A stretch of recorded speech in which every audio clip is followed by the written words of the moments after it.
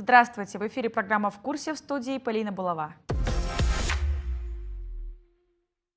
По итогам торгов среды индекс КСЕ незначительно вырос до 2303 пунктов. Большая часть компонентов индексной корзины показали рост в пределах 1%. Снижение было зафиксировано по акциям «Казатомпром» и «Казахтелеком».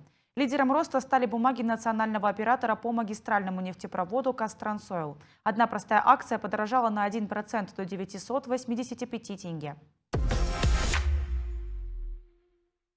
Волатильность ставок денежного рынка сегодня была низкой. Доходность операций РЭПО с государственными ценными бумагами сроком на один день понизилась на 12 базисных пунктов до уровня 8,31%.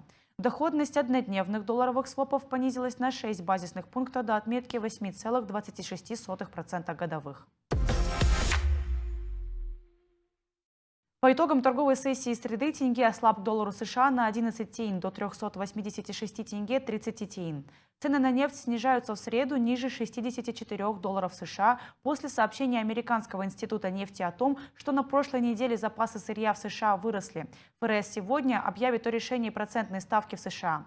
Рыночные ожидания говорят о том, что никто не ждет изменений на текущем заседании и даже до конца 2020 года. К повышенной волатильности может привести речь о возможном изменении программы количественного смягчения. Любые намеки на дополнительные вливания денег в систему могут спровоцировать ослабление доллара США к другим валютам.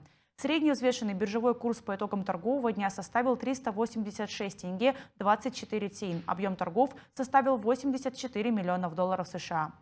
Курс тенге к российскому рублю остался почти на прежнем уровне на отметке 6 тенге 8 тиын. Курс тенге к европейской валюте ослаб на 93 тиын и составил 428 тенге 88 тиын. Курс тенге к китайскому юаню незначительно ослаб на 6 тиын до 54 тенге 94 тиын. Это была программа «В курсе». Увидимся после следующей торговой сессии.